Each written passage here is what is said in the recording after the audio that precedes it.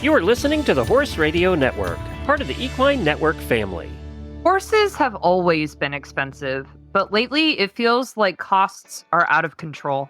This week we're talking about how we're making ends meet, but we're also celebrating the Paralympic Games and fighting the good fight against imposter syndrome. Thanks for tuning in. From Heels Down Mag, a podcast where horse pros chat about what's happening in the horse world over drinks. Welcome to Happy Hour. I'm Justine Griffin. I'm Jessica Payne. And I'm Ellie Woznicka. Welcome to episode 128 of Heels Down Happy Hour. Hey, guys. Hello, hello. How's it going? Not bad. It's going. It's fall here, so I am a happy camper. The bugs are dying. My spirits are lifting. I want fall so bad. I gotta wait till November, man. That sounds so lovely. Yeah, it's been like highs of, well, it's going to be like 80s this week, but it's been like highs in like the 60s and like overnight in like the high 40s. My horses are happy. I'm content. Although we went for a trail ride the other day, Matt and I, just around the fields, and we just like went bareback. And we did see a couple baby bears. Ooh. Yeah. So I was like, okay, Matt, let's keep walking because where there are babies, there will be a mom. There'll be parents. I'm like, and I am bareback. So if Berkeley spooks, I am coming off. So I'm like, Oh, no. I love bears, but let's keep on going and talk really loudly. Oh my gosh. But But it's time to stop doing the evening trail rides now that it's fall. yeah, I mean, but it must be so nice, like for the horses. I bet they're loving it. Oh, yeah. They're starting to fluff up, though. Yeah, we're getting that here too. I hate that, like, because it's still like deathly terrible temperatures here, but they're already starting to grow winter coat. It's because the weather just varies so much. It's craziness. Yeah, yeah. But this episode is brought to you by Zero Proof Horse Treats. And guys, I have an awesome drink this week, and it came from our winner of our All Things Equestrian Sun Shirt giveaway. So thanks to everybody who participated. Last month, we asked you guys to share your favorite cocktail recipes on social media, on our channels, in a fun giveaway that we did with All Things Equestrian. All three of us have All Things Equestrian Sun Shirts. They're one of my personal faves. And we gave one away, and Bridget won our giveaway. And this, you know, and an ode to Bridget, our winner, we are featuring the drink that she suggested in the contest. So it's a lavender lemonade. Ooh. And I know. And this is very impressive, Bridget, because I don't think I would be brave enough to try this without your instructions. But what she does is she takes 1 cup of dried lavender and you put it into a bottle of pre-made lemonade. So like, I don't know, say you like the Simply brand or whatever your brand is at the grocery store. You're going to put that whole cup of dried lavender into the lemonade, stir it all, let it sit and chill overnight in the fridge. Then the next day you're going to strain the lavender from the lemonade because it'll, you know, it's going to be stemmy and coarse. And once you get all of those pieces out, you're going to mix equal parts lemonade with the vodka of your choice. So for me, it'd probably be Tito's. And then voila, you pour over ice and you have a lovely light lavender vodka lemonade. How good is that? Sounds so good. I know. I bet it's pretty too. Like, I bet you could like dress up the glass. You know what I mean? With the colors of the lemonade and the purple lavender. Oh, yeah. For sure. So yeah, that is our drink. But what do you guys got for news? Ellie, you want to go? Sure. Yeah. I mean, I know everybody's been made aware of the horrific Liz Halliday accident. So she sustained a head injury on cross country with a rotational fall. But the good news is that she was on a ventilator. She's come off of the ventilator and she's tracking movement like with her eyes and stuff, which, I mean, healing from a TBI, right, is I can't even imagine, but it's a super slow process. And we're just wishing for the best for Liz, and we're happy to see that she's making movements in the right direction, and we wish her the best. Absolutely. It's such a scary time. And, you know, going back, she was at the AECs, everything else. And The winners of the ACs was Will Coleman, followed by Boyd Martin, and then Philip Dutton. And they were such great, humble competitors. Coleman made a big thing saying, look, I don't really want to make this about me, because in the grand scheme of things, what's more important is, Liz and what's going on with her and her poor family going through it and friends. So, they honored her. They did a big "Get Well, Liz" sign during the final ceremony. So, it's really nice. Everybody was thinking about her during that event. It was such a scary moment. And so we do wish her the best, and really proud of the boys for stepping up to really say something about it, which was very, very nice. Very scary though.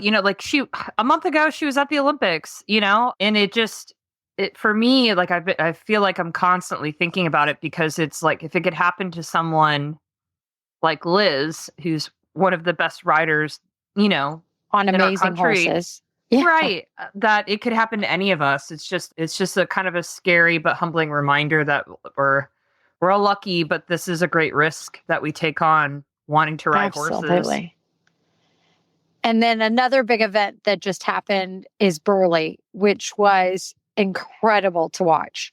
One of the best horses probably in this world right now is Roz Cantor's horse, Lordship's Gruffalo. He was amazing cross country. I mean, obviously he was beautiful in the dressage. He just made the cross country look so easy. And obviously it's not. It's Burley. It's huge. The terrain's huge. We saw our number of competitors like having problems, and then she just canters around and makes it look like it's nothing. So she had such a good win coming out of Paris. And then, but I have to say, not to take, the light off of Ross winning, but Tim Price in the Vitali horse, like, he's had such a hard time producing all 3 rounds together to put in such a good round for a second place finish. He should be so proud of that ride. I think he's super excited about it. So that's amazing. And then the other one is Harry Mead. He had 3 horses in the top 12, but he had his mare, the Cavalier Crystal horse. She finished 3rd. She is amazing. But he had a young horse coming up that ended up finishing 4th. He was 2 inside the time. I mean, he put in a brilliant performance all weekend long. And like, you just got to give it to them, like, to come off, Paris with a win, and then the Brits really stepping up, and obviously New Zealand with Tim Price. But it was a great performance from them, and really, really excited to see him happen. Absolutely. It was very exciting to watch. It was so fun. It was very cool. I also have some good news. If you guys weren't sick of seeing horses at Versailles, I hope you turned into the Paralympic Games, which were really exciting this year. Team USA completely dominated the para dressage. It was so exciting to watch them. They earned a historic gold medal in the team final in Paris, which was very cool to see. It's their 2nd consecutive team medal. This time at the top of the podium with the historic gold, but then individually, Rebecca Hart won several gold medals. 3, I think she was a triple gold medalist. And then Fiona Howard, they also finished with gold, and Kate Shoemaker finished with individual bronze. So it was just really cool to see the American spirit alive and well at the Paralympic Games. But all of the riders across the board, I think there were represented like 30 countries in the para dressage. There was just so many inspiring stories. Like it was just very cool to watch. And they got to be in the same arena that we had just seen earlier this summer from the Olympic Games. And it was awesome. So if you want to catch up on all the results, the USCF has done a nice job of capturing all of them. And you can watch their performances too. Looking to add a pop of color to your riding wardrobe? All Things Equestrian offers the most unique and comfortable sun shirts available for both Western and English riders. Made with high-quality, soft, light fabric, All Things Equestrian shirts offer SPF 30 protection and hold up to long days in the saddle. Stand out in the arena with some style, courtesy of All Things Equestrian. Also, our listeners can get 20% off their order by using the coupon code HEELSDOWN20, all one word, HEELSDOWN20 at checkout. See all their cool shirts for yourself at allthingsequestrian.com.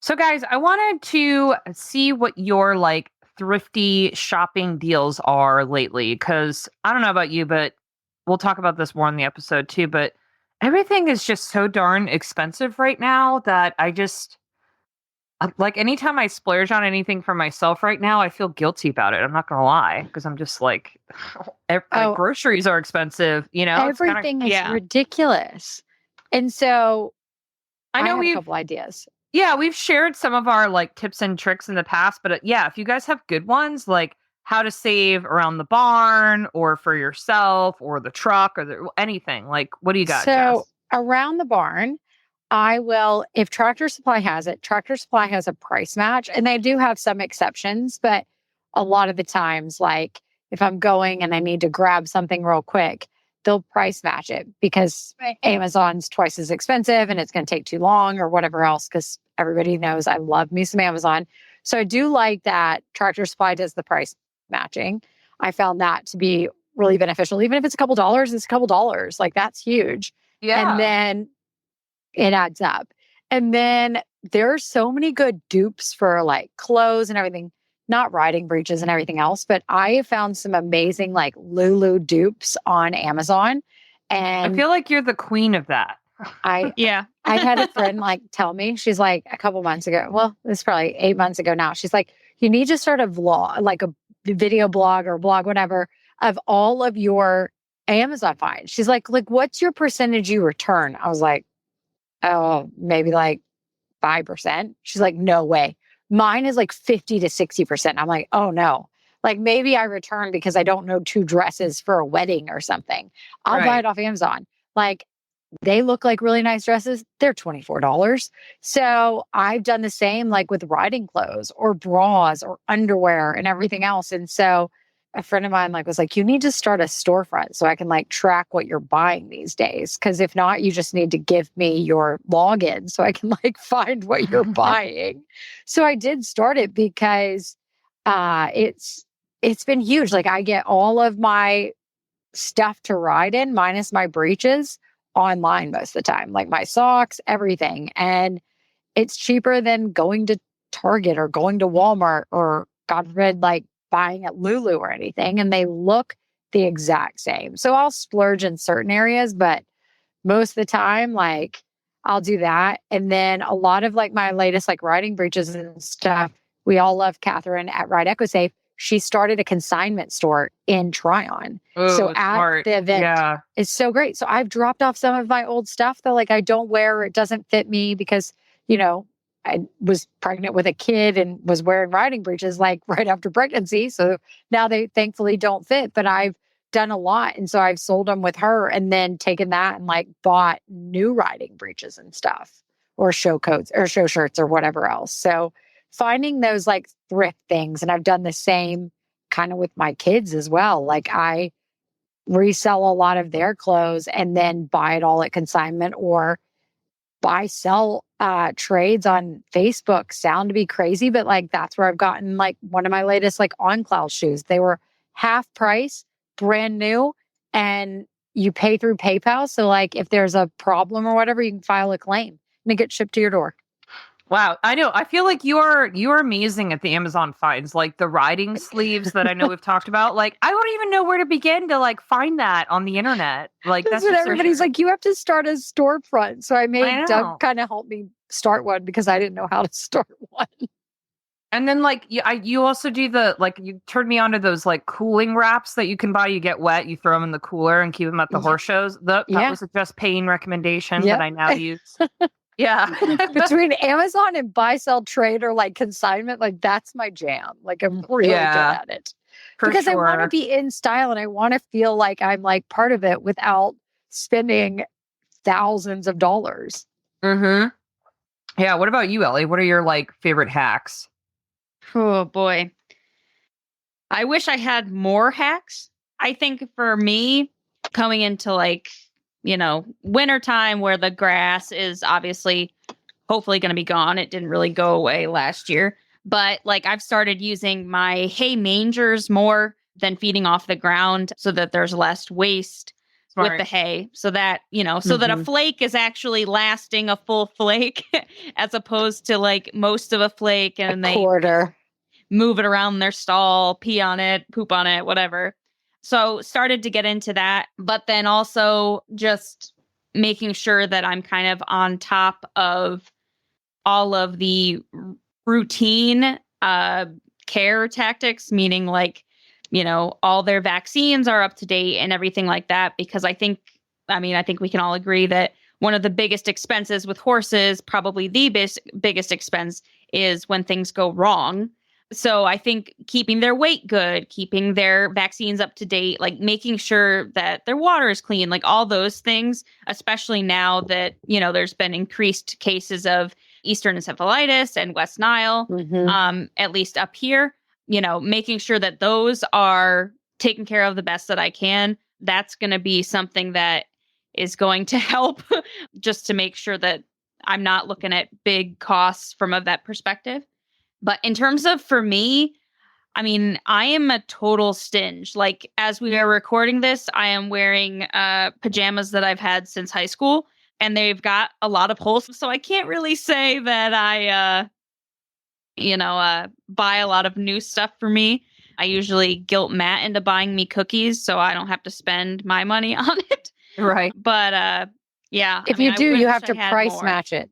You have to go online and like Google search it, and you can price match a lot of that too. Yeah. That's another good hack. Definitely price matching. And like, I take advantage of, like you talked about, Tractor Supply has, like, in some of the local feed stores too, will do like, if you buy a certain quantity, you'll save some. So like a Tractor Supply, if I buy 20 bags of grain as opposed to 15 bags of grain, I'll save 5%. And like, I feed Triple Crown, and they have a rebate. So like, you kind of like, what are those box top things when you're a kid, right? You cut it out of the bag and then you mail those, and then you'll get like $30 back. So, doing things like that, because $30 is $30. It adds up at the end of the day, right? Absolutely. What So about you, Justine? Yeah, like having done self-care for the last couple of years, like Tractor Supply, I'm like very impressed. I'm not gonna lie, by like the ways you can save just by like opening their credit card and their rewards program. I'm like, wow, like it really influences the way and like how and when I buy, because I want to get the most perks from my various Tractor Supply deals, But something like in the summer, Mikey is a mess in the stall because he's not a good sweater. He drinks a ton of water. So then he pees a ton in a stall. It's a nightmare. Like, he's just constantly has a wet stall.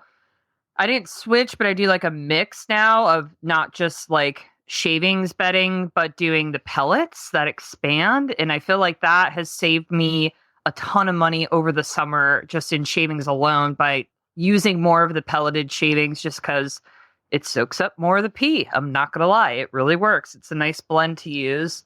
And then other than that, just like looking for deals. Like, we talked about this in our Facebook group actually this week about like, what are your favorite breeches?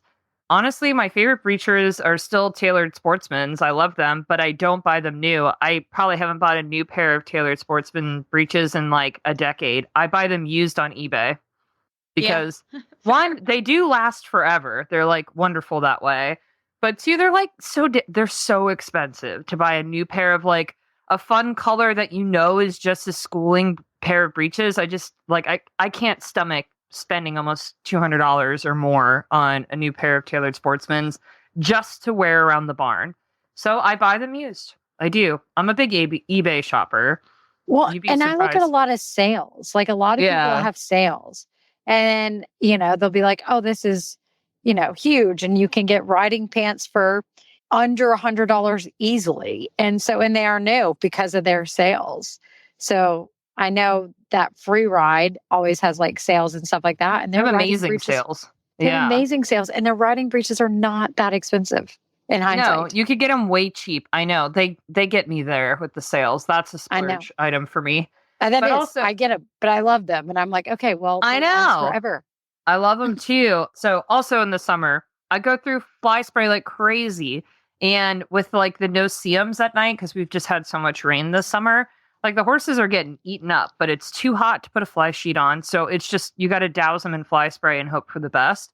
But the only fly spray that works is the expensive fly spray, right? So I could go through one bottle of fly spray in a week, and they're like almost $30 now for the good fly spray, like the better brands. Yeah. So I just spend more money on the concentrate and buy it in bulk. And that saves me a ton of money over 3 months instead of just buying a new bottle once a week at almost $30 a pop. That's freaking crazy. Or the off season. Yep. Buy stuff. Yeah, that's a good idea too. Yeah, when it's if you have cheaper. space, buy it off season. Yep, that is a good idea, and just store it because it's like it's stuff like that just really adds up. Where you're like, oh my god, I can't believe I'm buying this again. Why is it almost $30? But it is what it is, and you know you need it, so that's how they get you. Yep. That's the best thing off to do for season. I get too. blankets off season. Oh yeah, yep. If I'm running low, I'll be like, okay, can we make it for like another month through the season? And they're like, yeah. I'm like, okay, I'll buy it in a couple months, and they all go on sale. Oh my gosh. All right, everybody. I'm really excited to introduce our guest on the show this month. It's no newcomer to Hillsdown Happy Hour. Amelia Newcomb joins us again. And a couple of months ago, earlier in the summer, Amelia got on our social media and wanted to know what questions you guys have for her as someone who is regularly on our show talking about training, riding, balance, biomechanics, all kinds of things that affect all of us, no matter what discipline we ride. And you guys really delivered. We got a bunch of really great questions, and I'm happy to introduce Amelia and start going through these questions. So, hi, Amelia. How you doing? I'm great. Thanks so much for having me. And I'm excited to hear from your listeners and answer their questions. That's always very fun. All right. You're very good at this. So, because sometimes I feel like we pose very specific problems to you, and it's always helpful. So, the first question we have is from Catherine. She wants to talk more about top line and why that's so important. We have a really great written response from you, actually, that we published on hillsdownmag.com this month. And I think Catherine read that, but she also wants to know, top line is something that comes up a lot when you're looking at muscle and conditioning in horses. Like, especially, I think, thinking about the Olympics, when you look at like a Grand Prix dressage horse versus one that might be in the upper levels of eventing. One horse can look quite lean compared to the other, but both are considered fit, right? So how does top line come into play there?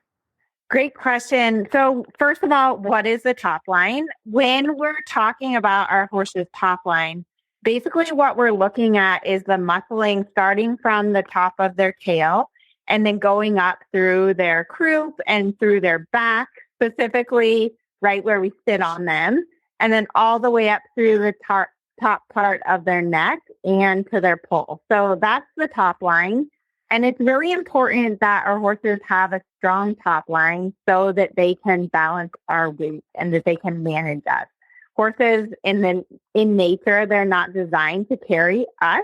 And we actually do, put significant weight on their spine. So when they have a strong top line, it just makes it easier for them to balance our weight.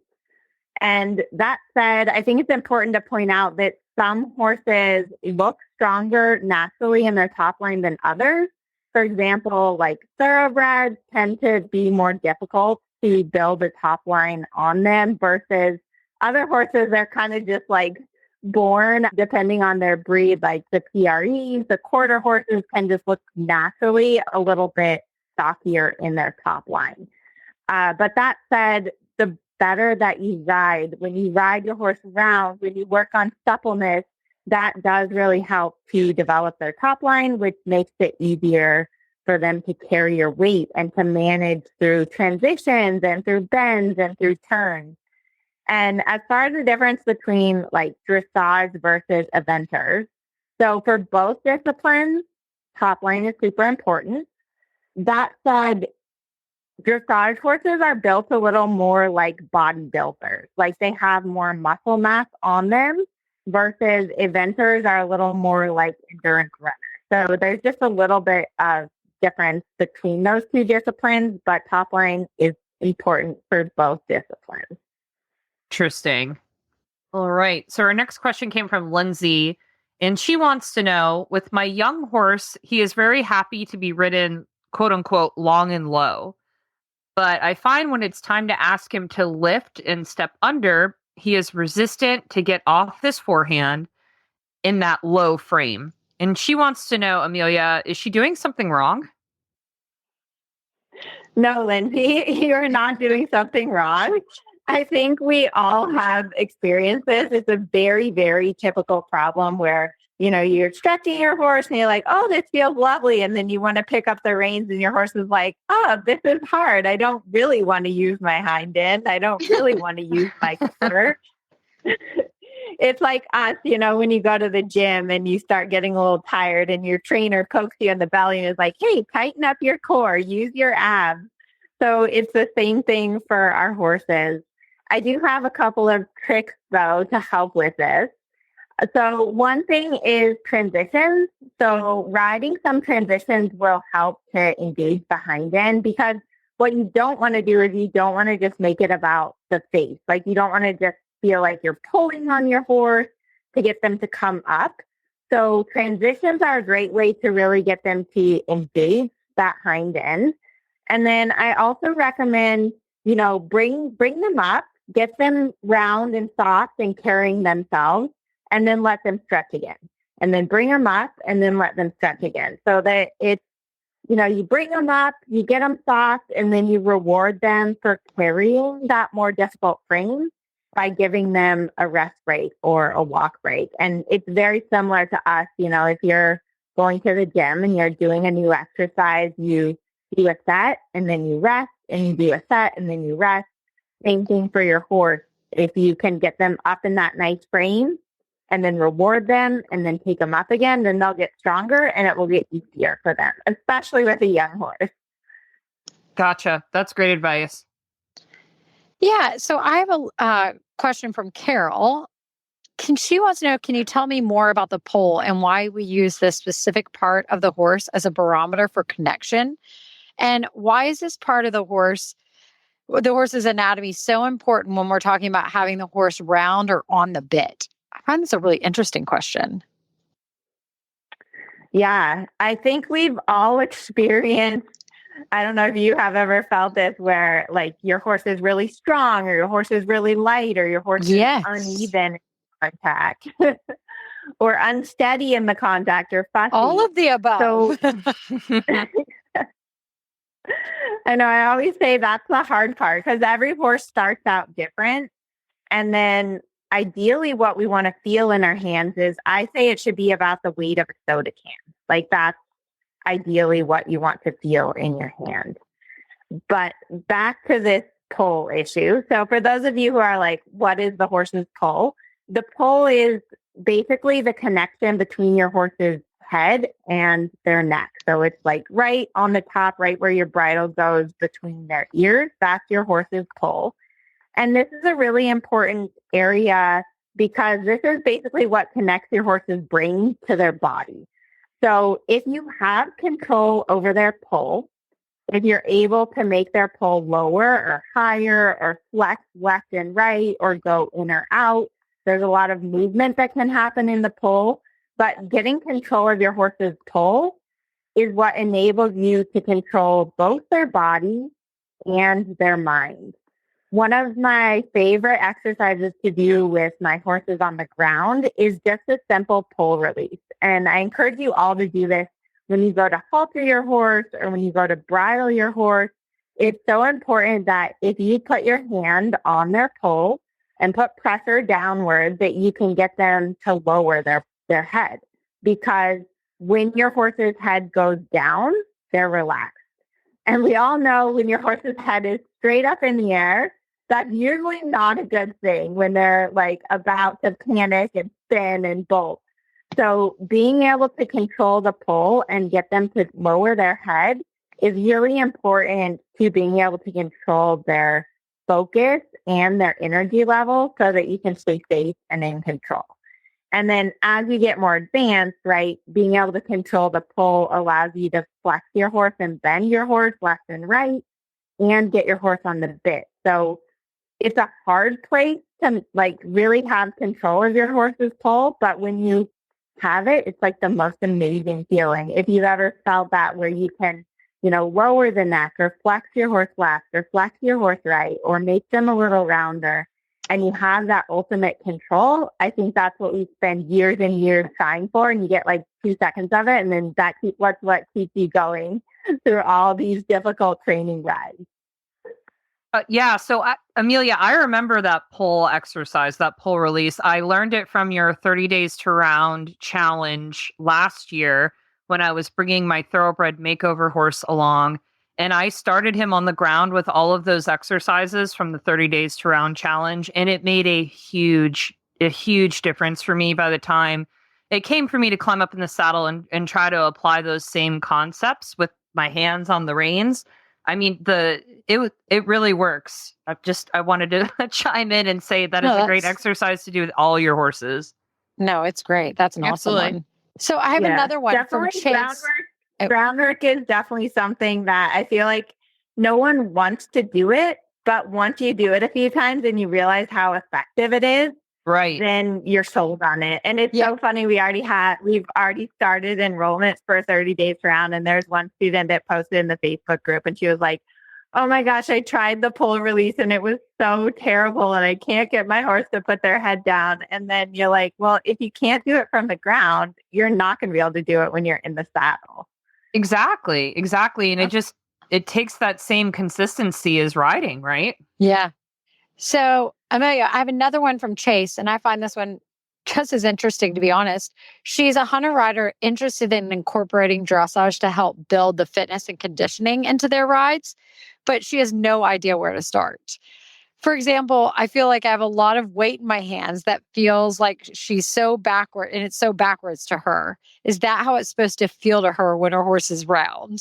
So, no, Chase. The ideal is we want our horses to be in self-carriage. So what that means is that when your horse is truly round, it should be the feeling that you're mostly riding from your seat, that is where you're communicating with your horse. And you should be able to give your rein. So you should be able to give either your inside rein or both reins at the same time. That's what we call uber striking. And your horse should maintain the same screen. So they should not immediately put their head up.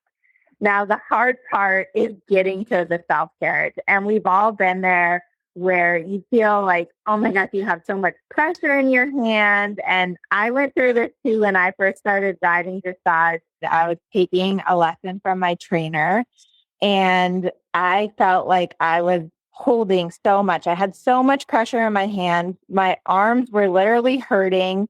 I was squeezing and I thought, this can't be right. I knew in my gut that I was putting way too much pressure on my horse. And what I didn't understand at the time was the correct steps to break it down and to teach your horse how to be supple and how to be round without forcing them into it. I really hate when people say, just drive your horse into the bit, just push them into the bit, because it does create too much pressure in your hand.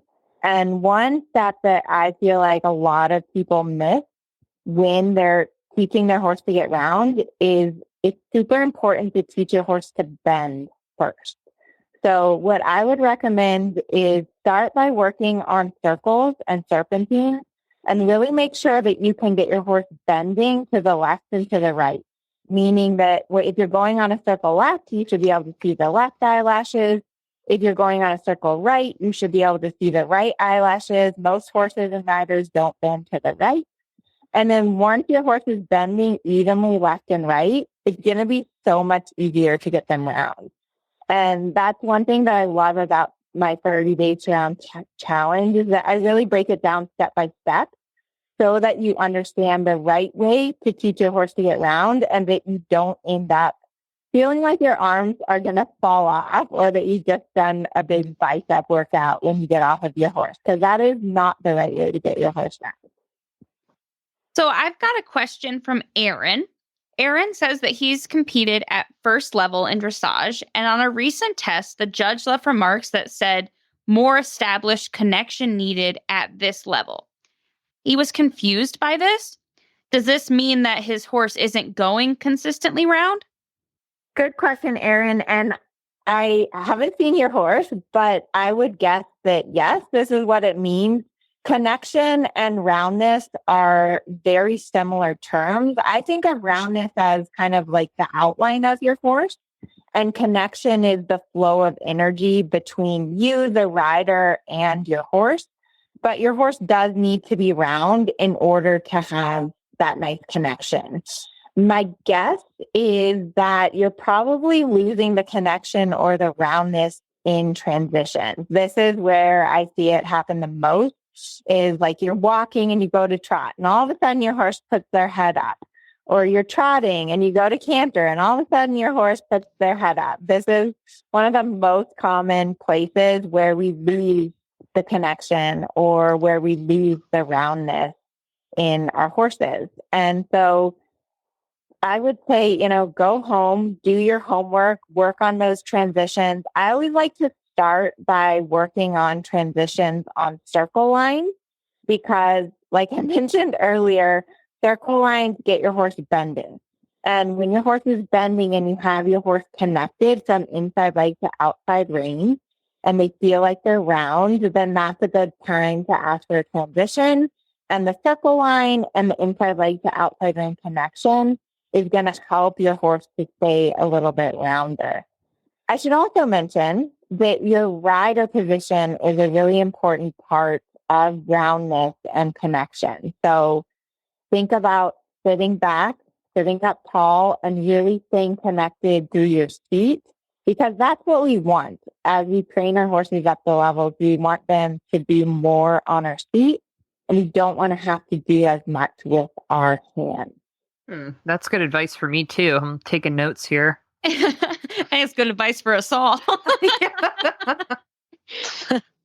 So the next question is from Cassie. And I know that we've talked about the pole exercise. So I guess her question changes a little bit. What other kinds of exercises could she be doing from the ground to help her horse prepare for the contact in the saddle?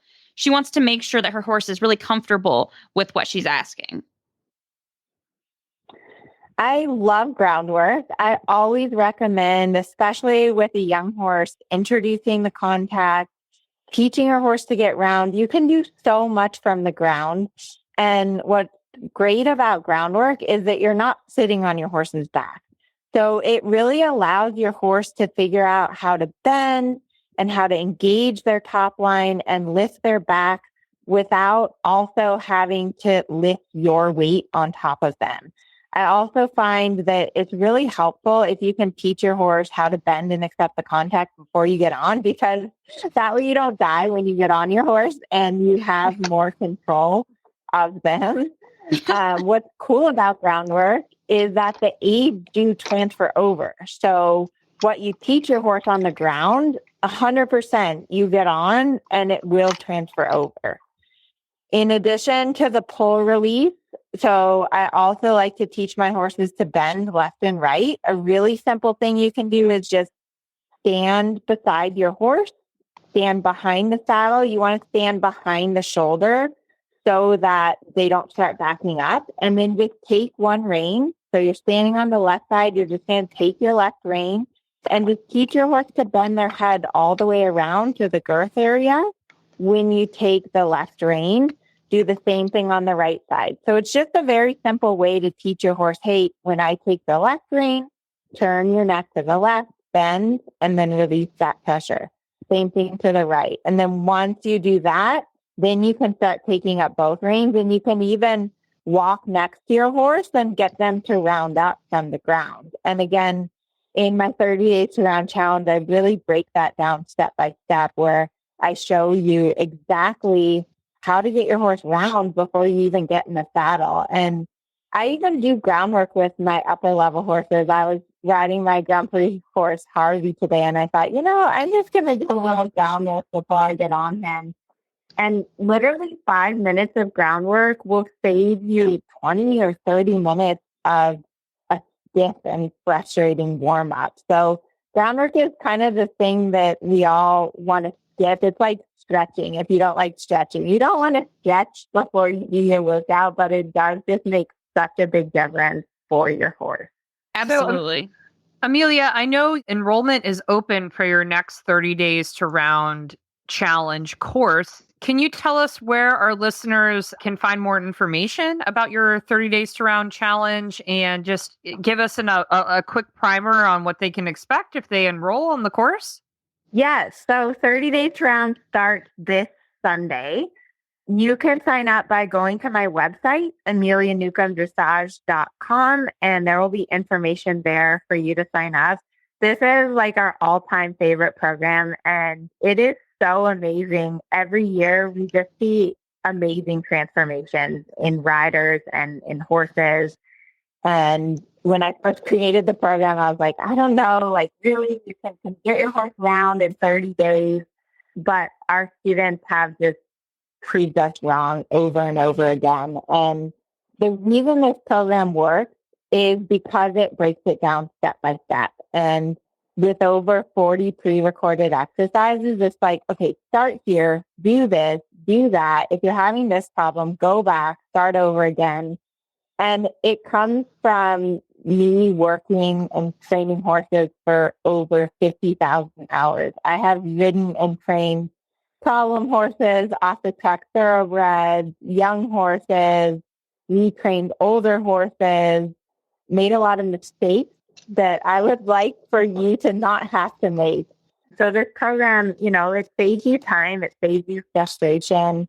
And it's so important that, you continue to get education and help so that you can make more progress with your horse in less time. And I think a lot of horses and riders are missing just some little pieces that make such a difference to teach your horse how to get round and how to soften without forcing them and without them getting frustrated or confused. So it's a wonderful program. We also added in this year, I'm excited, I put in some different training plans. So every horse is different. And you might be like, Amelia, I don't know. My horse is young or my horse is old or I have a hot horse or my horse is lazy. So I put in kind of some different training plans based on your horse's needs. So it's not a one-size-fits-all program. And I'm so excited to teach it again during the month of September and then into October. Absolutely. And we'll be sure to share those links in our show notes. So for anybody who wants to learn more, you can find the links directly to the 30-day challenge and where to sign up and where to find more info in our show notes. And I've personally written a review about my experience doing the 30-day challenge, 30 Days to Round challenge, which will resurface so you guys could read too, because it really has instituted like core concepts that I've introduced to every horse I've ridden since I did it. Like it's changed the way I approach the flat work and groundwork in my own riding. So I've learned a ton, and I'm happy to talk to you guys more about that too. Well, Amelia, thanks so much for joining us again on the show. It's always a pleasure to have you. Yeah, thank you so much for having me. And thank you for those nice words about 30 Days Round. I just love that I can help so many horses and, of course, riders to enjoy their riding and to have fun, because the truth of the matter is that every horse can learn to get round and they can become softer and they can become more supple.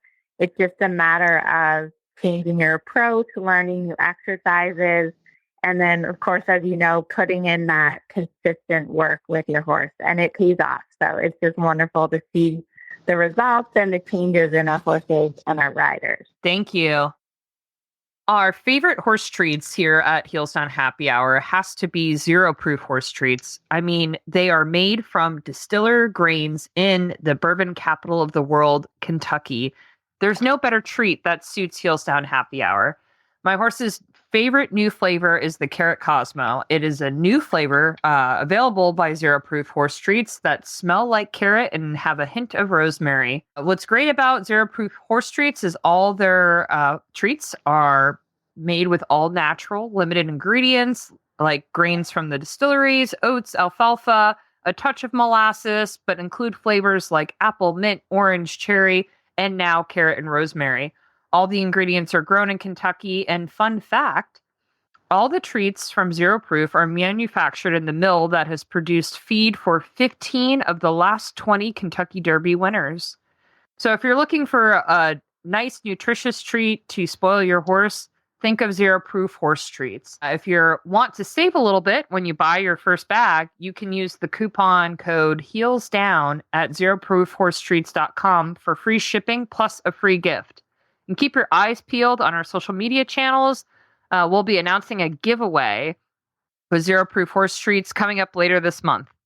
All right, guys. So I wanted to talk to you just about, I don't know, the state of the equestrian community lately. I feel like in the last several weeks, I've just seen, obviously we have a lot of friends who are business owners, but I've seen just organically several businesses are closing, like supplement companies, fashion retailers, just people who are having a hard time making ends meet when it comes to just rising costs versus people, I think, pulling back on their spending a little bit. And even locally, like barns are closing here all over my community just because, land's being developed for more suburban homes and neighborhoods.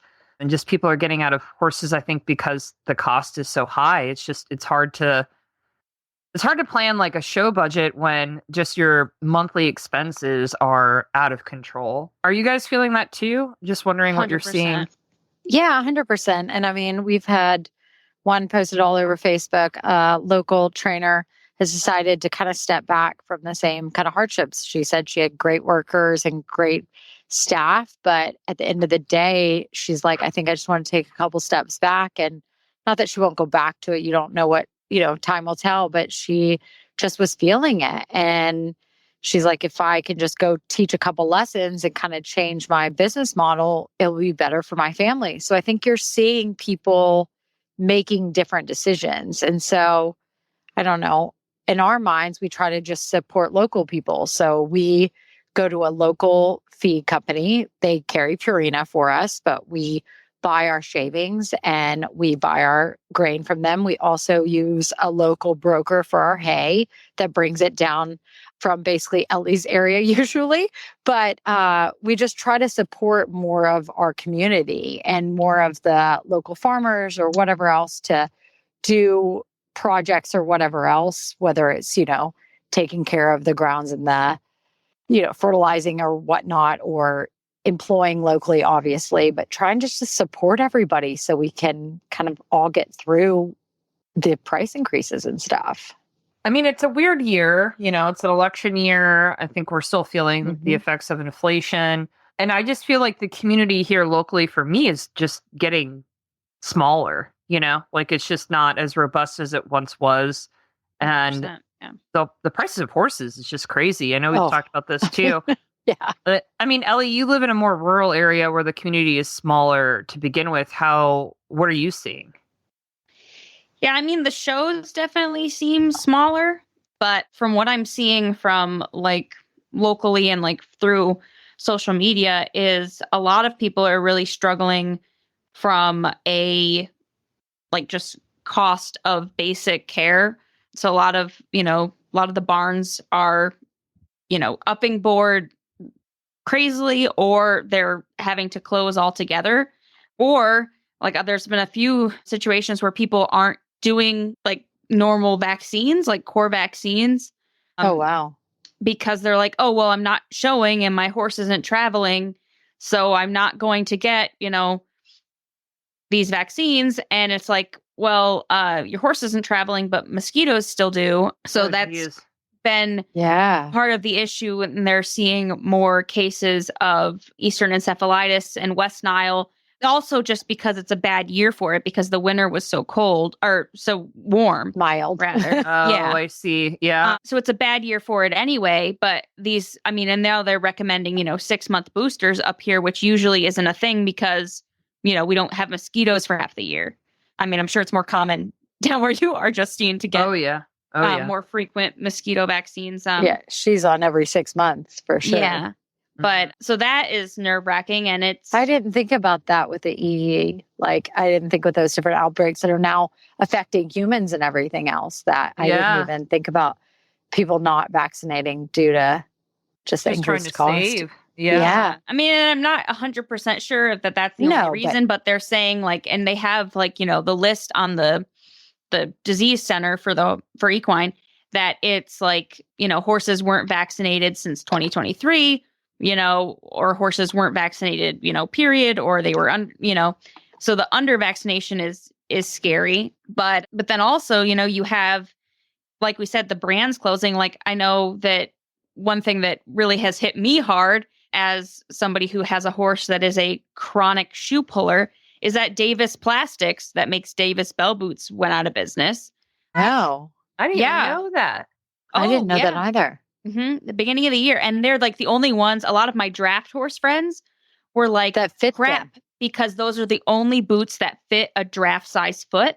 So literally before they went out of business, I bought like 15 pairs of bell boots for Berkeley because holy cow. And she got them on sale, so she did a really good job being. I did. They are bright green and bright orange because you know what, you can find them in the paddock better. Exactly, yeah, because I think other people had the same idea. But it's just so sad to see something that's been like, I mean, Davis Plastics has been like a staple in the equestrian community my entire time in the community. Like 100%. Everyone had Davis bell boots or Davis 100%. The foot boots. They make all kinds of stuff too. Yeah. And I didn't know they're that. gone. That's scary. Oh. Yeah.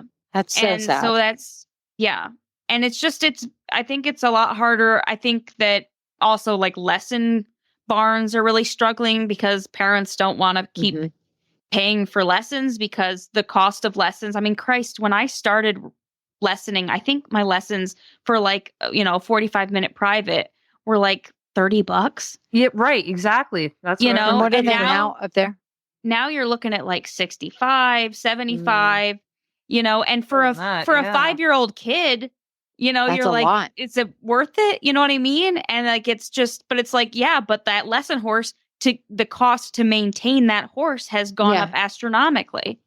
Yeah. 100%. So what can we do? What can we do to support our community? Because you see it all around, right? Like people are hurting. I mean, that's tough. I mean, buy when you can, right? Support the businesses you can. Support you can and like support local and try to find more of the boutique companies or the smaller, people that are just starting off with like belts or pants or whatever else. Like if you need a new pair of riding pants, go to, and that's why I shop with Catherine, obviously, with Ride EquiSafe, because she's a small business owner. I don't just go to the mass produced people anymore. I go and try to support more of the locals. Like I said, more same. I mean, that's how we try to do it is anything I could buy Purina from anywhere basically. And there's this local feed store in downtown Durham and we go there for our shavings and grain and try to support them. So I don't know if there's a great answer, but this is a hot take. Hot take. I used to hate when like amateurs, juniors, like normal people like me, like not sponsored professional riders, like tag every single brand of things in their pictures. I'm like, come on, roll my eyes. But now I feel like I understand the support that gives to the brands you invest in. And it just, if people look at your picture and go, oh, I love that breastplate, I do think that is an easy way to support a business now. Yep. So, yeah, that's a great idea. Things like that. Yeah, support not even just, recommending them to your friends. Supporting. Yeah. I didn't even think about that. Yeah. And great thing about social media. Yeah, exactly. And that doesn't cost a dime to do that, No. You already have it. So I don't know if you guys have ideas, post in our Facebook group. We'd like to keep the conversation going, just trying to get through this year, Absolutely. And on that note, it's time for Rose and Thorn. Who wants to go first? Well, I can go. Mine has nothing to do with horses, but I have a new job. What? Okay. I'm an Uber driver. No, you're not. Not for real, but I feel like an Uber driver. I drive. I have one kid at pickup at 8:00. Drop off at 8:00 and 9:00. My next pickup is at 12:00 and my next pickup is at 2:30. So you're just in the car all dang day, huh? Yeah. So I feel like I have a new job. It's called. I was with some friends and talking to her today. I was like, oh, sorry, I have to go to my next Uber job. And I was like, that's actually it. I was totally kidding. But I was like, that's it. I'm a new Uber driver.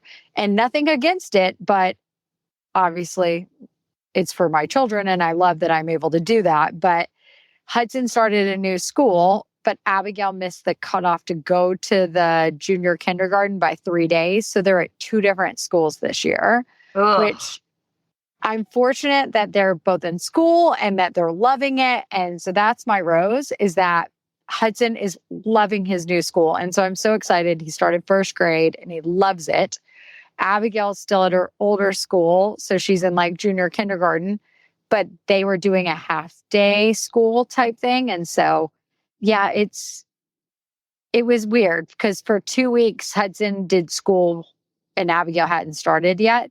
So we'd take Hudson to school and we had all the time. But we're just on our first week of the double drop off and double pickup. And so it's, like I said, quite interesting.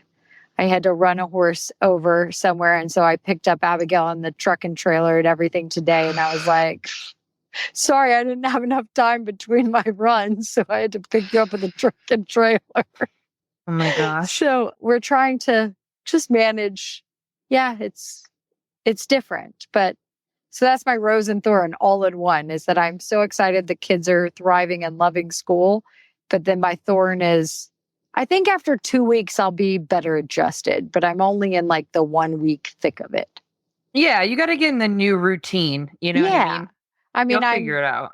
Last week was, I didn't even know half day schools had abbreviated schools. So she did 2 days of only going for 2 hours. And then now this week, we're starting normal. So I'm only 2 days into the routine. Interesting. Cool. Yeah, it's different. But yeah, it's definitely my rose and thorn all in one. What do you have, Justine? So my rose and thorn are kind of tied into the same thing in that, remember that beautiful barn I was leasing with my eventing friend? Well, it sadly is off to be sold. So we had to move out. No. But it was a lovely little break to spend time there. And so now I moved Mikey to a new full board barn. And I think my thorn about it is that it's the first time I've moved into like a full board, pretty normal boarding barn situation where I don't know anybody. Like probably the first time in like, I don't know, 10 years. It's crazy. Ooh. How many boarders are there? It's a good question. It's probably like maybe 17 to 20 horses. Like it feels. Oh, so you'll find friends. Yeah, exactly. Yeah. Everyone's been lovely. The barn is adorable. It's way cute, very clean, got a nice arena right on the trails. And it's crazy. It's the closest to my house ever. It's a 20-minute drive. I've just never had that before. Wow, that's so nice. I know. So far, so good. Like, I'm very excited to be there. I feel like Mikey and I are both like overstimulated by it because the barn was so small. It was just 3 horses before, and it was, my Fred would feed AM, I would feed PM. We never saw each other. So I'm just used to the barn being so quiet recently that we're both like, whoa, there are a lot of people and riding, and the aisleway is busy, and the wash racks are busy, but everyone's so friendly. It's really lovely. I'm really happy. And I'm not going to lie, I am thrilled to pay a full board price just to not have to shovel poop every day and be locked into like, I have to be there to feed. You know what I mean? Like that is a stress you don't think about as a full boarder, right? But like, the weather's bad, work's crazy. I know I still have to get to the barn to feed and muck, right? Like that was a stress on my life. You can't just take a day off. Yeah. No, yeah. Like there's no skipping it or like, hey, can you fill in for me? That doesn't work that way. So I am appreciating that amenity that I now pay for again. But it's going great. I'm excited. I have high hopes. And Mikey saw the vet. Well, both of our vets in the last week, and his fracture to his coffin bone is healed nicely. So in the next couple of weeks, he's coming out of his casting shoe and can go back to work, which seems crazy. And I hope he is not as wild as he was after the soft tissue injury, but that remains to be seen. The new thing about being in a new barn where I don't know anybody and I haven't ridden my horse in 4 months is I don't know what kind of impression I'm going to make the first couple of rides. That's amazing. They're either going to be way impressed with me or way terrified of me. So we'll see. We'll see how it goes. But all good things. Like, I'm feeling hopeful and excited for Mikey to come back. So all good things on my side. What about you, Ellie? Well, mine's also wrapped into one, but it's not good things. I know you guys, I've already told you about it, but I can finally talk about it without breaking down. But Matt and I had to euthanize Flint, the horse that had the infected joint, because it got reinfected and there was bone involvement. And with him being, 18 and the reinfection, they said that the chance of him, even if you went through the surgery, was just not high because the tendon sheath was infected and there were bone changes. So, I'm really grateful that we were able to get 3 more months with him and keep him comfortable, and that we were able to bring him back home and just have him. I gave him 2 grams of bute AM and PM, and I took him up to Cornell to get an epidural, so he literally couldn't feel his back legs. And I threw him outside with his friends for 3 days, and then we put him down, and it sucked, and it was definitely hard because it was the first time I've had to do it not as a boarder, if that makes sense.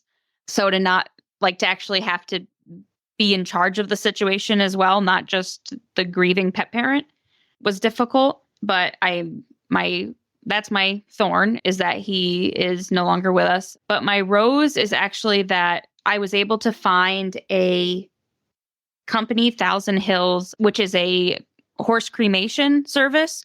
They were 4 hours south of me, so they're more like along the Pennsylvania-Ohio border. But they came up, and the biggest thing for me, I know this is kind of gross, but for those of you who don't know, a lot of cremation services can't do horses whole body. They have to dismember first. And that's something that really grosses me out to my core. So it's hard to find a whole body cremation service. There was a place that I used in Massachusetts when I lived in Connecticut, but I was really worried about finding one for here because that's just the way that I like to have my horses laid to rest. And so I found them, and they were literally the kindest people. They came and it was so sweet. They put him on his body on a sled so that there was no dragging, and there was nothing it was just such a respectful process, and that made it so much easier. Sorry, I'm getting a little choked up.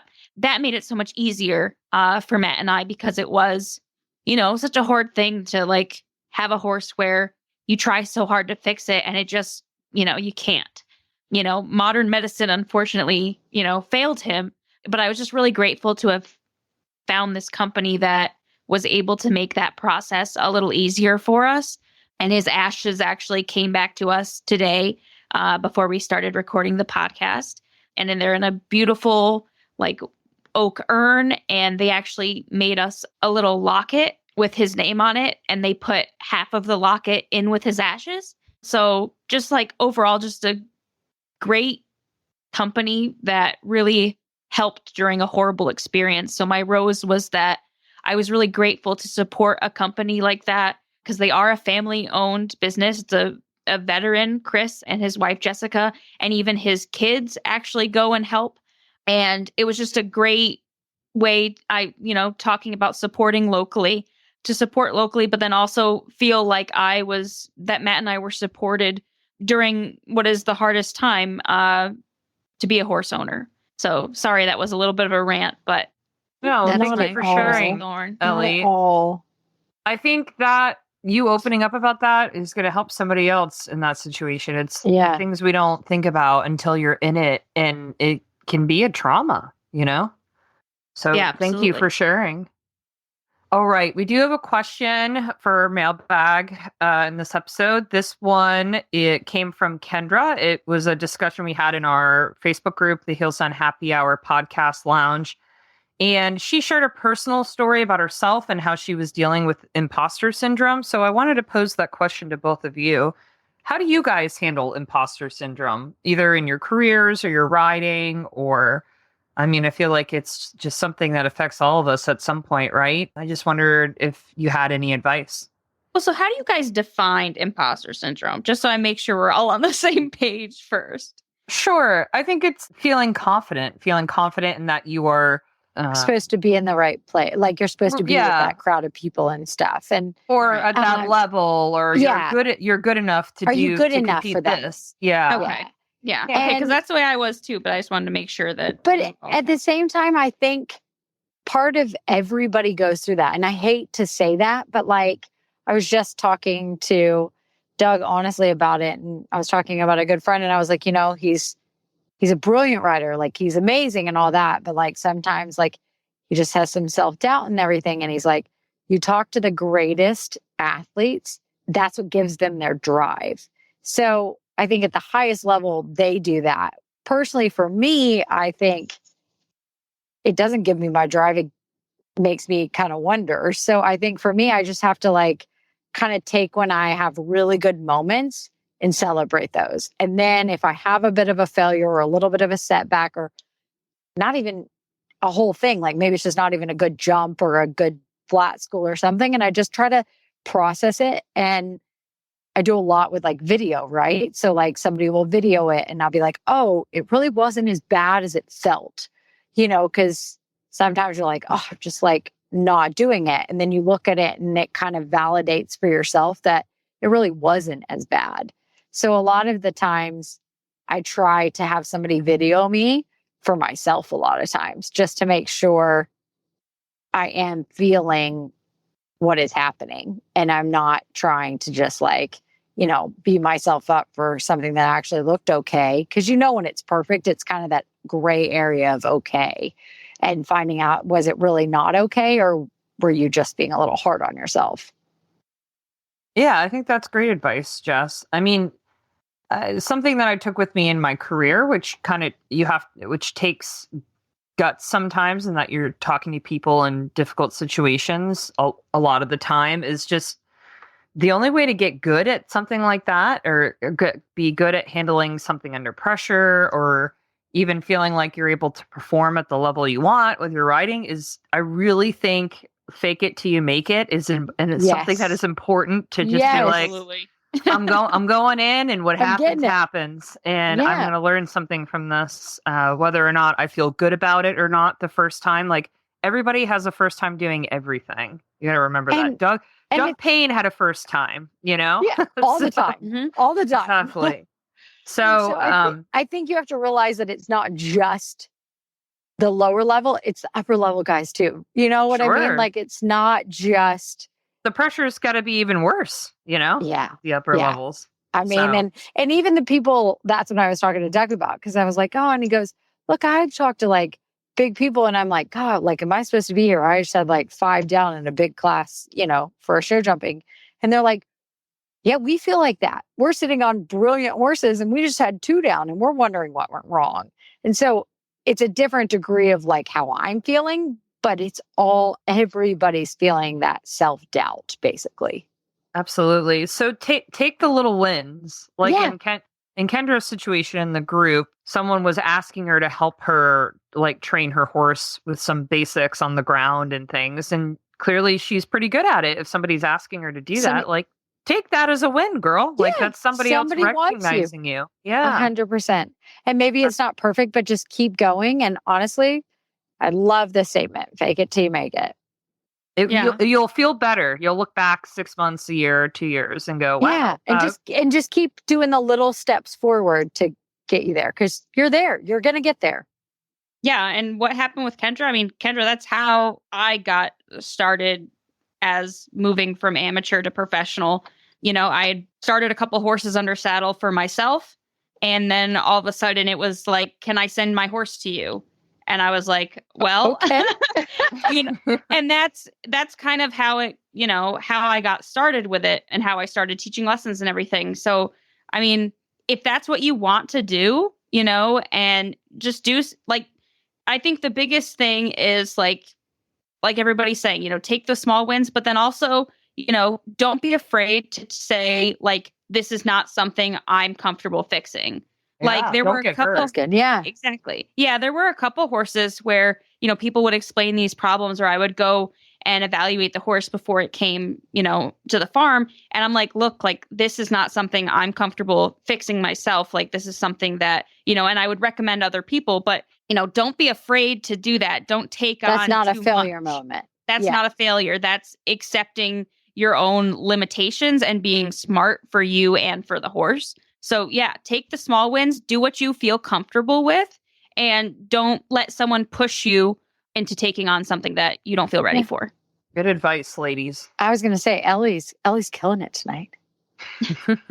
So if you have a question for us and you'd like us to answer it on the air, you can always send us an email at justine@heelsdownmedia.com, or you should join our Facebook group. It's a lot of fun. We have a lot of interesting discussions there, like what Kendra brought up this week. That's the Heels Down Happy Hour Podcast Lounge on Facebook. And if you want to hear more from us, check out heelsdownmag.com for the latest news and follow us online. That's Heels Down Happy Hour on Instagram and Heels Down Mag on Facebook. And also, we are newly on TikTok. We're very bad at it, but you can follow us there. And if you love our show, please give us a rate and review wherever you listen to podcasts, whether that's Apple Podcasts, Spotify, Google Play. And we want to say thank you to our partners this week, All Things Equestrian and Zero Proof Horse Treats. All right, guys, that's a wrap. Cheers. Cheers. Cheers.